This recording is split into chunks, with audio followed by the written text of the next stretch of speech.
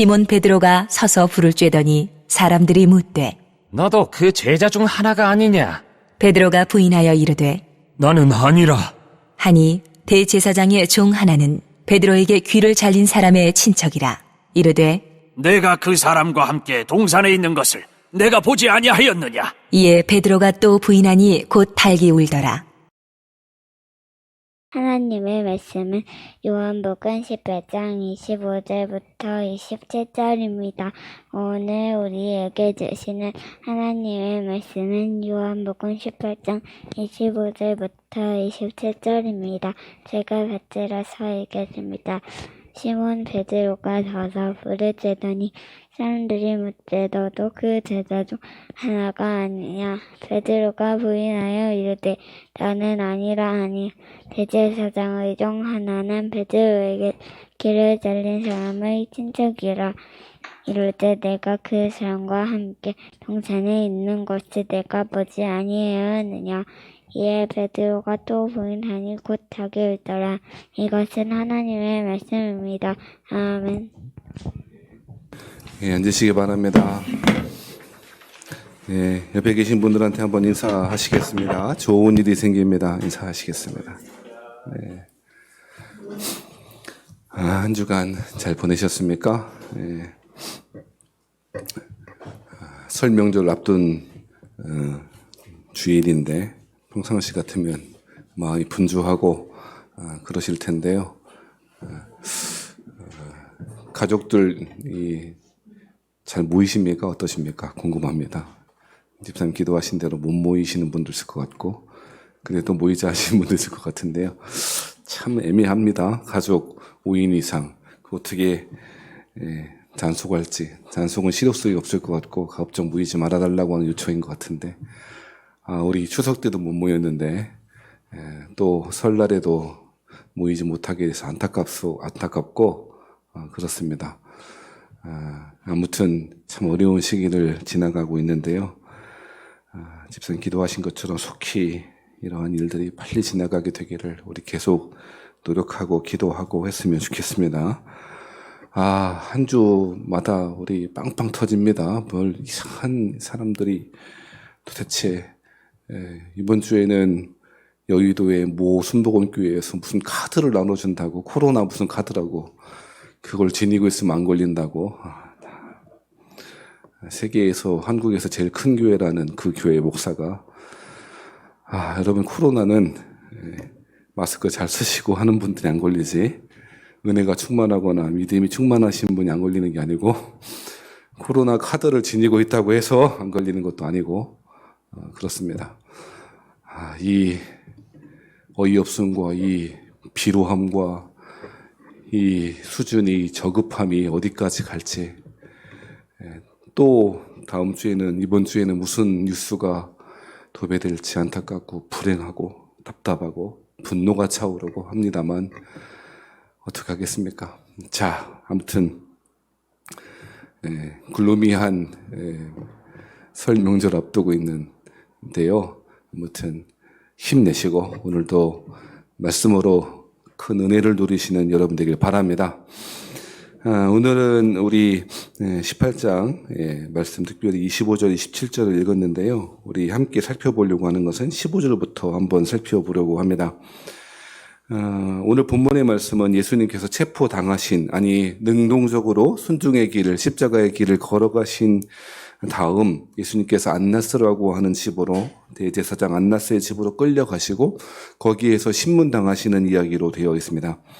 예수님은 안나스의 집에서 신문을 당하시는데요. 예수님을 신문하는 목적은 사실상 예수님이 어떠한 죄를 지었는지에 관한 조사 혹은 확증하기 위해서가 아니라 십자가형이라고 하는 사형이라고 하는 결론을 이미 내려놓고 그저 형식적인 신문만을 하고 있는 모습을 보여주고 있습니다.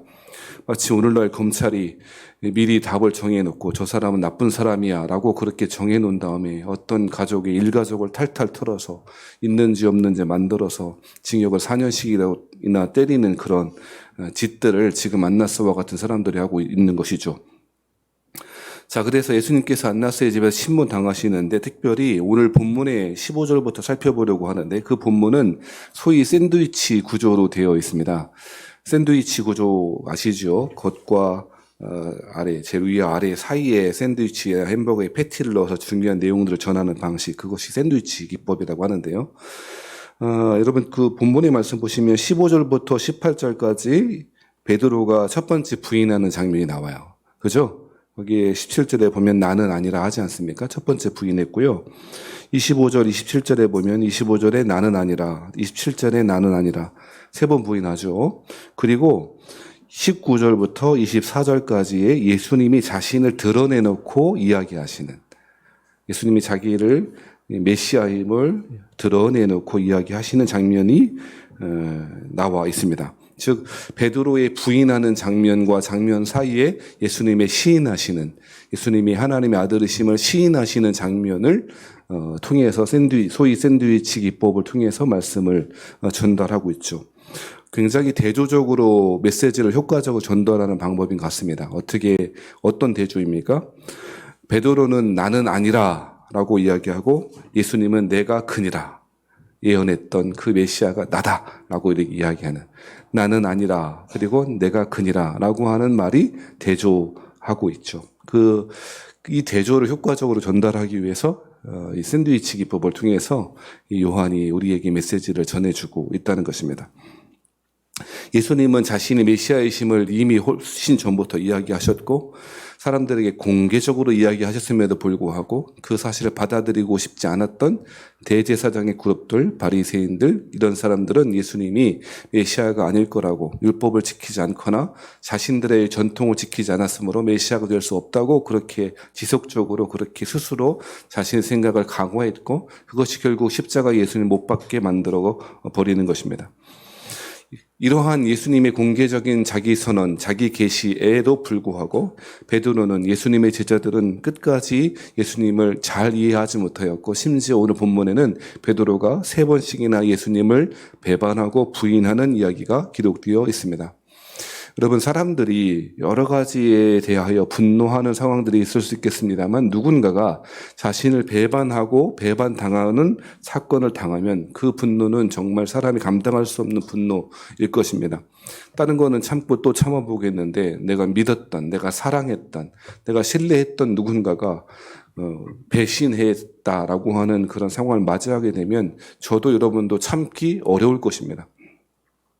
그런 면에 있어서 부부간에 외도하는 것은, 간음하는 것은 그 사람 상대 배우자에게 더할 수 없는 큰 상처를 주는 것입니다. 사랑하신 여러분, 배반당하는 것은 견딜 수 없는 아픔일 것입니다. 예수님이라고 해서 그것이 아프지 않거나 따갑지 않거나 쓰라리지 않았던 것은 아닐 것입니다. 그렇다면 오늘 본문의 말씀을 통하여 특별히 하고 싶은 이야기가 무엇일까요? 예수님이 베드로에게 내가 너 때문에 실망했어, 너가 어떻게 나를 배신할 수 있니? 라고 하는 그 이야기를 하고 있는 것일까요? 저는 전혀 그렇지 않다고 생각합니다. 예수님은 실제로 베드로가 배반할 것을, 자신을 부인할 것을, 자신과 아무 관계없는 사람이라고 스스로 그렇게 말할 것을 알고 계셨고 여러 차례 이야기하셨습니다. 그럼에도 불구하고, 알고 있었음에도 불구하고 예수님은 그 길을 가도록, 베드로가 예수님을 부인하도록 내버려 두시기도 했고 실제로 배신한 이후에 너가 나한테 어떻게 그럴 수 있니? 라고 하는 말을 한다거나 어쩌면 그럴 수 있어 라고 하는 서운한 이야기를 한 번도 하신 일이 없습니다. 예수님은 오늘 본문의 말씀을 통해서 베드로가 나쁜 짓 했네 라고 읽기를 원하신 건 아닌 것 같습니다. 요한의 의도도 그런 것 아닌 것 같습니다. 우리는 베드로가 예수님을 3번씩이나 부인했다라고 하는 것을 보며 어쩌면 저럴 수 있나라고 생각할 수 있겠습니다. 그것은 우리가 본능적으로 누군가를 배신하는 행위가 자기에게 큰 상처로 다가오기 때문에 그럴 것입니다. 누군가에게 배신을 당하거나 배반을 당해본 경험을 한 사람들은 베드로의 오늘 본문의 이야기를 통해서 어쩌면 베드로가 저럴 수 있냐, 다른 사람은 몰라도 베드로는 저러면 안 되는 것 아니야? 라고 생각할 수가 있다는 것입니다. 그런데 여러분, 오늘 본문의 이야기는 베드로가 참 나쁜 짓 했네라고 하는 것에 관심을 두고 있는 것 같지는 않습니다. 그렇다면 오늘 본문을 통해서 예수님이 하고 싶은 이야기가 뭘까요? 저는 크게는 세 가지가 있다고 생각하는데, 첫 번째, 예수님을 따라가는 것은 나의 힘이 아니고 오직 하나님의 은혜라고 하는 것입니다. 이 사실을 오늘 본문에서 웅변하고 있다고 생각합니다. 예수님은 베드로에게 여러 차례 자신이 체포당하실 것을 말씀하셨습니다. 베드로도 내심 예수님이 체포당하시면 자신의 칼로 예수님을 보호하거나 혹은 자신을 보호할 수 있을 거라고 생각했던 것 같습니다. 말고, 오늘 본문에 등장하는 말고, 그리고 우리 지난주에 살펴봤던 그 말고에게 바로 칼을 내려친 것 보면 미리 준비하고 있다가 그 칼로 내친 것으로 보여집니다. 자신이 예수님의 체포를 막을 수도 있을 것이라고 생각했던 것 같습니다. 뿐만 아니라 예수님의 자신이 그 칼로 예수님의 제자로 살아가는 그 길이 전혀 문제 없을 것이라고 생각도 했던 것 같습니다. 그래, 나는 예수님을 떠나지 않을 것이고 그런 상황이 와도, 위험이 와도 내 칼이, 내 힘이 예수님을 따라가는 데 전혀 지장을 주지 않을 거야 라고 그렇게 생각했던 것 같습니다. 예수님은 제자들이 예수님을 부인할 것이고 도망할 것이라고 여러 차례 말씀하셨습니다. 제자들은 한 사람도 예외 없이 결코 그런 일은 없을 것이라고 이야기했습니다. 베드로는 특별히 주를 위하여 내 목숨을 내버리겠다라고 그렇게 이야기하기도 했습니다. 하지만 이러한 진심 어린 말에도 불구하고 예수님은 특별히 베드로에게는 네가 내게 이르노니 닭 울기 전에 네가 나를 3번이나 부인하리라 라고도 말씀하셨습니다. 여러분 한번 생각해 보시죠. 베드로가 내가 주를 위하여 내 목숨을 버리겠습니다 라고 했던 이 말은 진심이었을까요? 아니면 허언이었을까요? 저는 진심이었을 거라고 생각합니다. 정말 베드로는 예수님을 부인한다는 것은 자신의 생각 속에는 전혀 없는 이야기였을 것입니다. 정말 베드로의 이러한 다짐, 결심은 사실이었다고 생각합니다. 실제로 베드로의 신앙 고백을 주는 그리스도십니다, 살아계신 하나님의 아들이십니다 라고 하는 이 베드로의 신앙 고백을 예수님 칭찬하셨고, 네가 이렇게 신앙 고백할 수 있었던 것은 네가 아니라 하나님의 은혜라 라고도 말씀하셨습니다. 그런데 베드로의 이러한 진심, 결단, 이러한 의지가 너무너무 소중하고 이것이 사실이었다 할지라도 문제는 무엇이냐면 그리스도를 따라감에 있어서, 예수의 제자로 살아감에 있어서 이러한 진심은 별로 그것과 상관이 없다는 것입니다. 물론 진심일 수 있을 것입니다. 제자의 길을 잘 걸어가야 되겠다, 예수님을 잘 믿어야 되겠다, 예수님을 정말 사랑해야 되겠다라고 이야기하고 자신이 고백하는 신앙 고백이 정말 진심으로 그렇게 고백한다고 할지라도 그 진심이 우리의 신앙의 길을 올곧게 굳건하게 걸어가게 하지 못한다는 것입니다. 그 결단과 결심이 아무리 뜨겁고 아무리 확고하다고 해도 우리의 믿음은 결코 우리의 신념 위에 세워지지 않는다는 것입니다.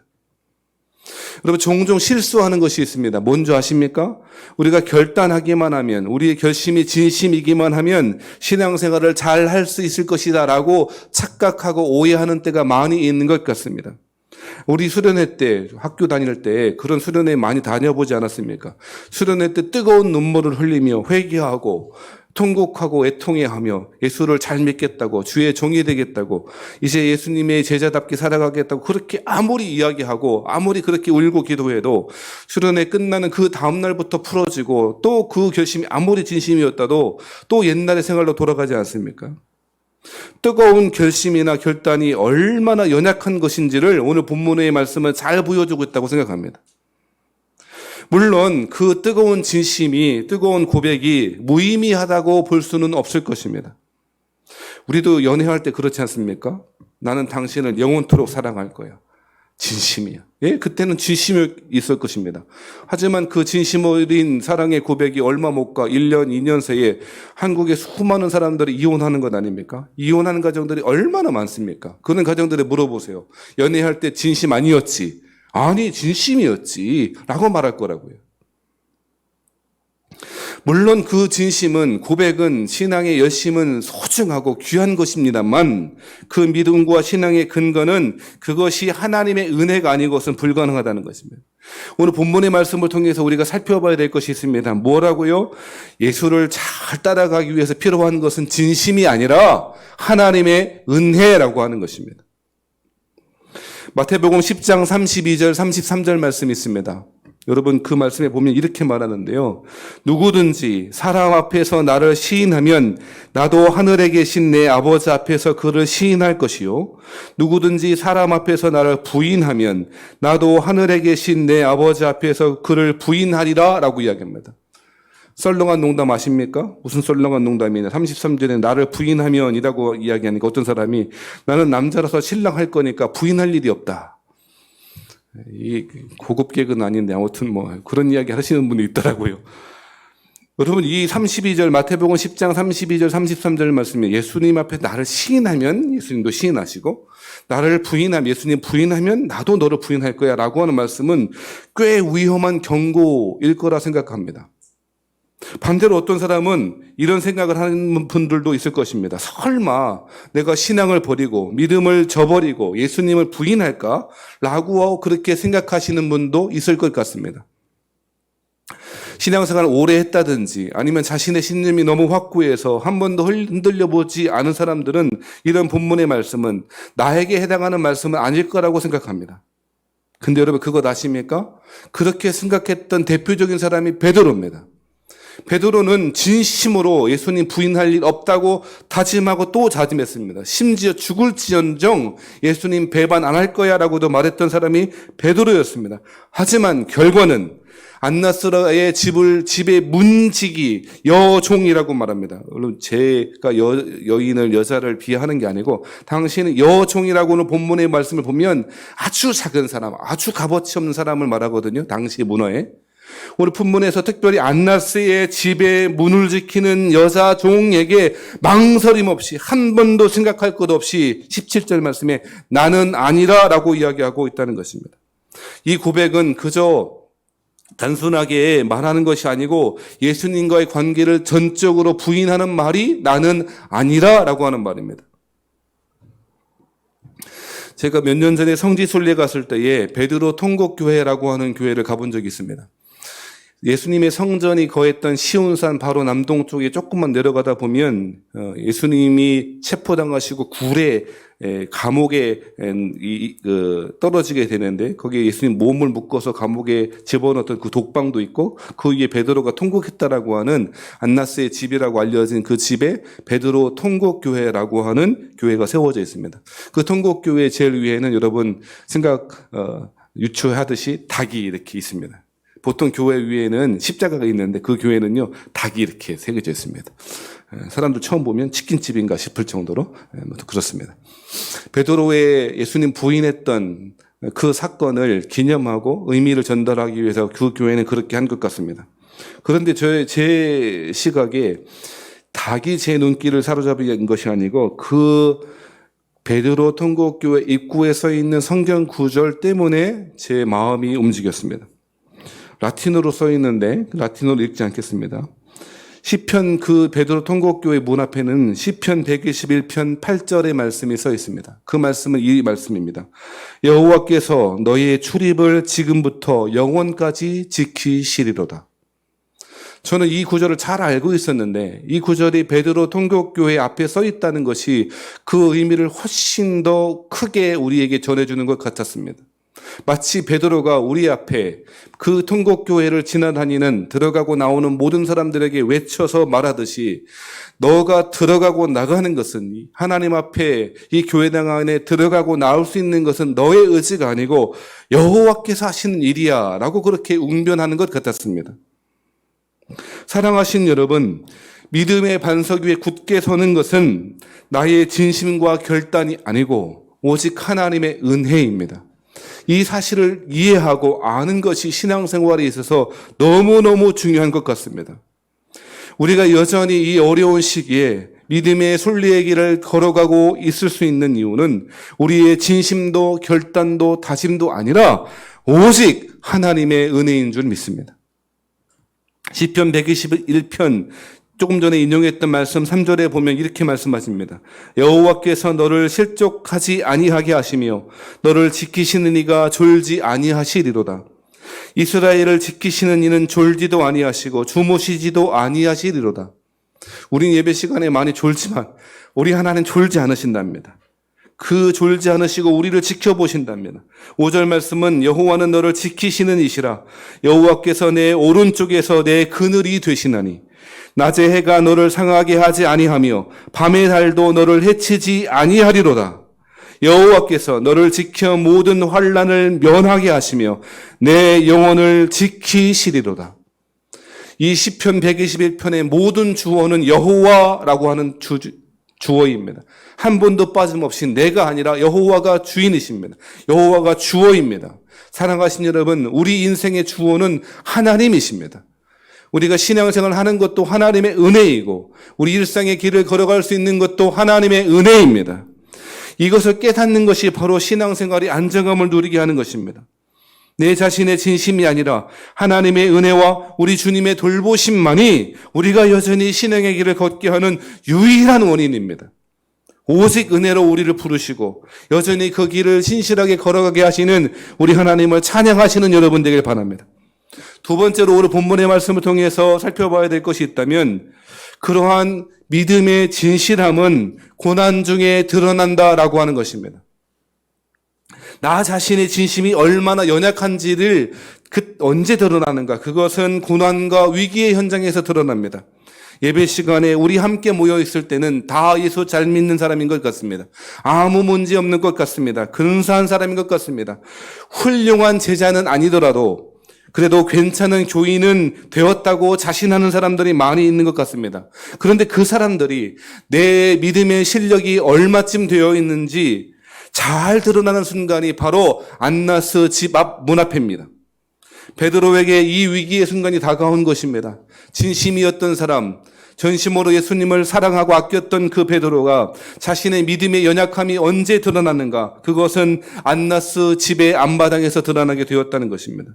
베드로는 예수님이 체포당했을 때에 멀찍이 예수님을 쫓았다라고 말합니다. 마가복음 14장 5절 말씀에 보면 베드로가요 막 나아가서 예수님을 쫓아가는 것이 아니고 멀찍이 쫓았답니다. 저는 이것이 꽤 의미 있다고 생각합니다. 우리의 처지와도 비슷한 것 같습니다. 예수를 잘 믿는 것도 아니고 안 믿는 것도 아니고 적당하게 주님과 거리를 두고 신앙생활하는 많은 사람들의 모습을 베드로의 모습을 통해서 발견할 수 있다고 생각합니다. 멀리 가면 체포당할 것 같거든요. 너무 가까이 가면 체포당하고 멀리 가기에는 너무 예수님과 좀 미안하기도 하고 적당히 거리를 둡니다. 베드로는 이 예수님의 체포당하시고 하는 현장 가운데 멀찍이 떨어져서 주님을 쫓아갑니다. 그것이 베드로의 믿음의 실력이었고 여종이 한마디로 너도 그 사람과 함께 있지 않았는가라고는 그 한마디 말에 예수님을 쉽게 배반하고 마는 것입니다. 그것이 베드로의 실력이었습니다. 우리의 믿음의 진실함은 바로 이러한 고난과 위기의 순간에 드러납니다. 사랑하신 여러분, 오해하고 듣지 마시기를 바랍니다. 이 코로나 시대에 예수님은 알곡과 가라지를 키지를 통해서 걸러내고 또 걸러내고 있다는 생각이 듭니다. 여러분 이 얘기하면 나는 알곡인가 가라지인가 그렇게 하지 마세요. 우리 교회 누가 알곡이고 누가 가라지인가 이렇게 하지 마시기 바랍니다. 절대 그렇게 하지 마십시다. 하지만 분명한 건 이 시대에 한국 기독교회 전체에 아니 우리 교회도 마찬가지겠습니다만 이 상황은 이 코로나 1년 넘게 진행되고 있는 코로나 상황은 알곡과 가라지를 거르는 키질이 진행되고 있다고 생각합니다. 좀 전에 설교 시간 처음에 말씀드렸던 것처럼 한국 교회의 이 천박하고 이 성찰 없는 하나님의 말씀과는 전혀 관계없이 자신의 신앙을 이어왔던 자기의 열심만으로 자기의 결심이 진심이었다고 생각하며 신앙생활을 했던 사람들의 실력이 어떠한지를 잘 보여주고 있다고 생각합니다. 코로나 카드라니요. 사랑하신 여러분, 우리 또한 마찬가지 아니겠습니까? 언제 우리의 믿음의 진짜 모습이 진짜 실력이 드러납니까? 위기의 순간입니다. 위기의 순간에 참 제자는 풍랑이는 바닷가 가운데에 예수님의 그 온전한 믿음을 닮아갑니다. 풍랑이는 바닷가 가운데 고몰에서 주무셨던 그 예수님의 평안을 닮아갑니다. 내 영혼 평안해, 내 영혼은 평안해 그렇게 찬송할 수 있는 사람들이 우리 주변에 많지는 않겠습니다만 더러 있었음을 역사를 통해서 교회 역사를 통해서 우리 발견하는 것 아닙니까? 여러분, 웨슬레이라고 하는 사람 아시지 않습니까? 감리교를 만들었다는 그 웨슬레이가 미국 인디안 선교를 실패하고 난 이후에 그 지친 마음, 그 연약한 마음을 가지고 다시금 영국으로 돌아가는 그 배 가운데 풍랑을 만나게 됩니다. 그런 가운데 일단의 사람들을 만납니다. 모라비안 교도들이었습니다. 광신도들이라고, 저 사람 예수 잘 못 믿는 사람들이라고, 하나님 말씀도 모르는 사람들이라고 그렇게 외면했던 그 모라비안 교도들이, 사람들은 벌벌 떨고 죽게 되었다고 그 외치는 순간에 모라비안 교도들은 찬송합니다. 그 얼굴에 만면의 미소를 띄우며 하나님을 향하여 찬송하고 또 찬송합니다. 그것을 보고 웨슬레이는 충격을 받습니다. 자신의 믿음이 얼마나 형편없었는지를 발견하게 되어지고, 이 한 장면에 스쳐 지나가는 그 한 장면이 웨슬레이에게는 그 인생의 전환점이 되어졌던 것입니다. 사랑하신 여러분, 예수를 잘 믿는 것은 진심이 아니라고 말씀드렸습니다. 하나님의 은혜이라고 말씀드렸습니다. 하나님은 때로 그 은혜로 우리를 이 풍랑이는 현장 가운데 집어넣으십니다. 그리고 사랑하신 여러분, 그때가 되어지면 우리 속으로 생각했으면 좋겠습니다. 아, 지금이 예수님께 나아가 하나님의 은혜를 구할 때이구나. 사랑하신 여러분, 삶으로 우리의 입술의 고백으로 그리스도를 드러내며 고난당하고 있는 성도를 위해서 기도하는 것, 그것이 우리의 믿음의 실력을 보여주는 것 아니겠습니까? 고난의 때에 믿음으로 우리 주님을 잘 쫓아가시는 저와 여러분 되시기를 주의 이름으로 축원합니다. 한 가지 더 살펴보고 싶은 것이 있는데, 오늘 본문의 말씀을 통하여 세 번째로 예수님은 여전히 베드로를, 그리고 하나님의 교회를, 당신의 제자들을 사랑하신다는 것입니다. 앞서 말씀드렸듯이 예수님은 베드로가 배신할 줄 아셨습니다. 그럼에도 불구하고 베드로가 그 길을 가도록 내버려 두신 것 같습니다. 서운하실 수도 있었을 텐데 그런 말 전혀 없습니다. 오히려 예수님은 요한복음 17장의 대제사장의 기도처럼 이 세상에서 하나님 아버지께서 주신 자신의 백성들을 끝까지 지키시고 계십니다. 베드로를 택하신 예수님은 이 베드로를 끝까지 지키시고 있다는 것입니다. 사랑하신 여러분, 잘 생각해 보십시다. 예수님께서 베드로를 택하신 이유가 무엇입니까? 암만 성경을 찾아봐도 발견되지 않을 것입니다. 예수님의 12 제자들 중에서 저 사람은 무엇 때문에 선택받았을 거야 라고 유추할 수도 없을 것입니다. 오히려 세상의 기준과는 정반대인 사람들을 뽑았지 않습니까? 저는 이것이 굉장히 중요한 의미를 갖고 있다고 생각합니다. 예수님께서 베드로를 선택하신 이유가 그 마음의 진심이나 결단 때문이 아니었다는 것입니다. 그런데 예수님은 그저 아무런 조건 없이 베드로를 부르셨습니다. 베드로를 부르신 이유가 그러한 것처럼 우리를 그리스도의 제자로 하나님의 구원받은 백성으로 부르신 이유도 똑같다고 생각합니다. 우리는 자꾸 이유를 찾습니다. 근거를 찾습니다. 하나님이 나를 이렇게 부르셨을 것 같아. 이것 때문에 나를 부르신 것 같아. 라고 자꾸 근거를 찾고 싶어 하고 그 근거 속에서 위안을 받고 싶어 합니다. 하지만 여러분, 전혀 그렇지 않습니다. 베드로를 왜 부르셨는지 전혀 알 수 없습니다. 한 가지 이유가 있다면 그것은 은혜일 것입니다. 아무 자격 없는 베드로를 그저 하나님의 은혜로 부르신 것입니다. 자, 그런데요. 자, 보세요. 그렇다면 베드로에게 어떤 이유나 조건이 있어서 부르신 것이 아니라면 베드로가 예수님을 부인한다고 해서 예수님은 베드로를 버리시지 않을 거라고 하는 것입니다. 아무 조건 없이 부르셨기 때문에, 아무 기대함 없이 부르셨기 때문에 베드로가 예수님을 심지어 배반한다 할지라도 예수님은 베드로를 버리지 않는다는 것입니다. 처음부터 베드로의 진심은 별 상관없었습니다. 여러분 잘 들으세요. 굉장히 중요한 것 같습니다. 여러분, 우리 교회에서도 추천도서도 했던 책이기도 한데요. 오두막이라고 하는 책이 있지 않습니까?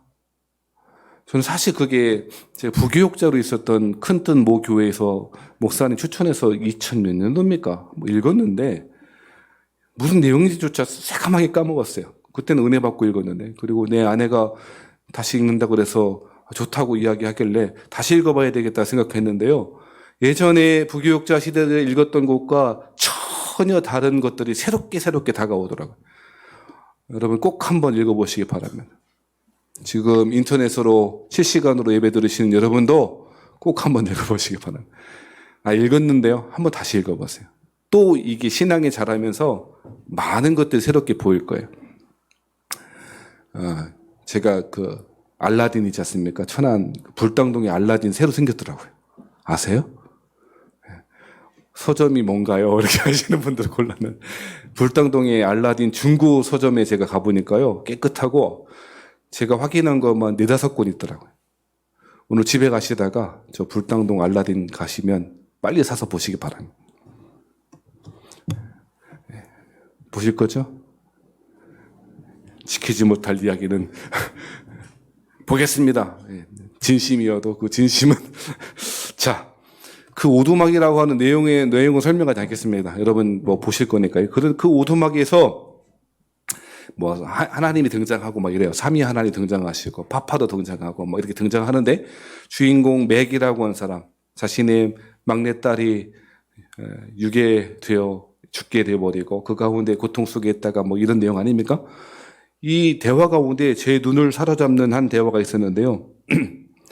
파파가 이 맥에게 아무런 기대를 하지 않았다는 것입니다. 제가 그 구절을 좀 인용해 볼 테니까 들어보세요. 여기 보세요. 잘 들어보세요. 그 맥이라고 하는 주인공이 이 파파는 성부 하나님 가리키는데 성부 하나님께 이렇게 말합니다. 당신이 나에 대해서 아무런 기대도 하지 않았다는 뜻인가요? 그러자 파파가 대답합니다. 자, 잘 들어보세요. 나는 그 누구에게라도 무엇을 기대해 본 적이 없어요. 기대라는 말에는 미래나 결과를 모르면서 바라는 결과를 얻기 위해 행동을 통제하려는 뜻이 전제되어 있지요. 인간은 대개 기대를 통해 행동을 통제하려고 애쓰죠. 우리는 당신과 당신에 대한 모든 것을 이미 알고 있는데 또 무엇을 기대하겠어요? 그야말로 바보 같은 짓이죠. 더군다나 내가 아무런 기대도 하지 않기 때문에 당신은 한 번도 나를 실망시킨 적이 없었죠. 저는 이것이 굉장히 큰 사실을 우리에게 증언하고 있다고 생각합니다. 우리는 하나님이 무엇인가 기준을 만들어 놓고 이 정도는 해야지, 이 정도는 따라가야 되지 않냐라고 하는 그 기준을 스스로 만들어냅니다. 서기관들이 바리새인들이 꼭 그 짓 했습니다. 예수님을 믿어 하나님을 믿는 사람들은 이 정도 율법의 수준은 지켜야 되는 것 아니야? 라고 기준을 삼습니다. 인간관계도 마찬가지입니다. 이 파파유를 통해서 이 소설에서 말하는 바도 그건 아닙니까? 아내라면 이 정도는 해야 되는 건 아니야? 남편이라면 이 정도는 해야 되는 건 아니야? 아빠라면, 아들이라면, 딸이라면 이 정도는 해야 되는 것 아니야? 라고 기대를 갖습니다. 근데 그 기대를 통해서 뭐 하려고 하냐면 사람들을 통제하고 지배하려고 하죠. 사회적인 기대도 마찬가지입니다. 이 정도 나이에, 이 정도 직급에 있는 사람들은 이 정도 일을, 이 정도 벌이를 해야 되는 것 아니야? 라고 하는 기대를 만들어내죠. 그리고 그 기대가 충족되지 않으면 실망합니다. 비난하기도 합니다. 그러한 일들이 우리 모든 관계들 속에서 얼마나 많이 일어나냐는 것입니다. 그런데 이 소설을 통해서 하고 싶었던 이야기 중에 중요한 것은 하나님은 한 개도 기대하지 않았다는 것입니다. 그 이유는 하나님은 우리의 모든 것을 알고 계시기 때문이라는 것입니다. 저는 이 말이 이렇게 익혀졌습니다. 하나님은 우리의 마음과 상황과 현실을 너무너무 잘 알고 계시고 모두 잘 알고 계신다. 하나님은 우리를 있는 모습 그대로 사랑하신다. 우리의 모습, 연약함, 죄악된 모든 패역함들을 모두 끌어안으시고 사랑하시는 분이 우리 하나님이시다는 것입니다. 사랑하신 여러분, 이처럼 사랑하신 하나님이심으로 실망한 이유도 없었고 베드로가 배신할 줄 알고 계셨고 실제로 배신했음에도 불구하고 한 번도 베드로를 비난하지 않고 오히려 부활하시자마자 찾아간 것이 제자들과 베드로였습니다. 그리고 베드로에게는 특별히 거듭 나타나셔서 부활하신 후에 거듭 찾아가셔서 네가 나를 사랑하느냐? 네가 나를 사랑하느냐? 네가 나를 사랑하느냐? 그 배반의 밤의 어두웠던 3번의 부인하는 고백처럼 예수님은 자신을 사랑할 것을 그렇게 베드로에게 요청하셨고 그의 진심이 아무런 효과도 없었음을 아무런 기대할 것이 없었음을 알고 있었던 베드로는 그 갈릴리의 차가운 밤바다 가운데 예수님께 이렇게 이야기합니다. 오직 주님만이 아시지요. 하나님의 은혜가 무엇인지를 깨달았던 베드로의 고백이 바로 그 고백 아니겠냐는 것입니다. 사랑하신 여러분, 우리의 진심이 아니라 오직 하나님의 은혜를 부르시고 고난의 현장 가운데 진심으로 주님을 쫓아가기를 바라시는, 전심으로 하나님 사랑하기를 바라시는 이 하나님의 이 심정을 이해하시고 그 주님을 잘 쫓아가시는 여러분 되기를 바랍니다. 여전히 실패의 그 자리에서 우리를 사랑하시고 여전히 베드로를 회복시키시는 그 예수님의 은혜가 저에게도 여러분에게도 있기를 주의 이름으로 축원합니다. 한 가지 말씀을 드리고 마치려고 합니다. 엔도 슈샤쿠라고 하는 사람이 지은 침묵이라고 하는 책이 있습니다. 자꾸 읽으라고 하니까 미안하긴 합니다만 좀 한번 읽어보시면 좋겠다 싶은 책이 엔도 슈샤쿠라고 하는 일본 작가의 침묵이라고 하는 책입니다. 이 작가는 페레이라라고 하는 신부가 일본에 선교하러 갔는데 이 사람이 배도했다는 소식을 듣게 됩니다. 그래서 이 페레이라라고 하는 신부의 제자였던 로드리고라고 하는 이 주인공이 일본으로 들어가게 되어지고 그 가운데 벌어지는 이야기를 기록한 책이 침묵이라고 하는 책입니다. 근데 여러분, 이 책에 다 이야기할 수는 없고 가장 하이라이트 되는 장면이 있다고 생각합니다. 사람에 따라 다르겠습니다만 저에게 가장 하이라이트는 바로 이 후미에가 뭐냐면 일본말로 후미에가 성상인데요. 예수님의 모습을 청동이나 이런 것에 기록해놓고 그려놓고 또 혹은 돌판 같은 기록해놓고 나중에는 이게 하도 많아져갖고 종이에다 그냥 대충 그렸대요. 그 성상을 일본말로 후미에라고 하는데 기리스찬, 일본말로 크리스찬을 기리스찬이라고 합니다. 이 기리스찬들이 배교하라고 다시 신도로 돌아오라고 하는 방법이 뭐냐면 이 후미에라고 하는 예수님의 석상 마리아의 이 상을 만들어 놓고 이거를 밟고 지나가게 만들어요. 우리 같으면 이게 뭔 상이야? 빨리 밟고 도망가자 이렇게 했을 텐데요. 당시에 성상을 중요하게 여겼던 카톨릭의 문화 가운데 이것은 그리스도인이 실제로 누구인지를 색출해내는 좋은 방법이었대요. 그래서 이걸 밟고 가면 배도한 것을 여겨서 다시금 이렇게 살려주고 밟고 가지 않거나 주저하거나 이런 사람은 체포해서 죽이고 뭐 이렇게 했던 그런 배경이 있습니다. 자, 그런데 페레이라 자신의 스승이었던 페레이라가 배도했다는 사실을 듣고 일본에 온 것 아닙니까? 그런데 이 로드리고라고 하는 신부가 한 가지 딜레마에 빠지게 되죠. 어떤 딜레마에 빠지냐? 내가 이 후미에를 밟고 지나가면 자신의 동료들 그리고 일본 그리스도인들이 살아요. 그리고 자신이 밟고 지나가지 않으면 다른 사람 다 죽이겠다는 거예요. 이런 일이 벌어집니다. 여러분은 어떻게 하시겠습니까? 그때 이렇게 고민하며 망설이고 있던 이 로드리고 신부에게 소리가 하나 들려옵니다. 내면의 소리일 수 있고 어쩌면 예수님의 소리일 수 있습니다. 어떤 소리가 들려지냐 이렇게 이야기하면 저는 이게 이 소설의 하이라이트 중에 하이라이트라고 생각합니다. 뭐라고 말하는가? 이렇게 말합니다. 밟아도 좋다. 네 발의 아픔을 내가 제일 잘 알고 있다.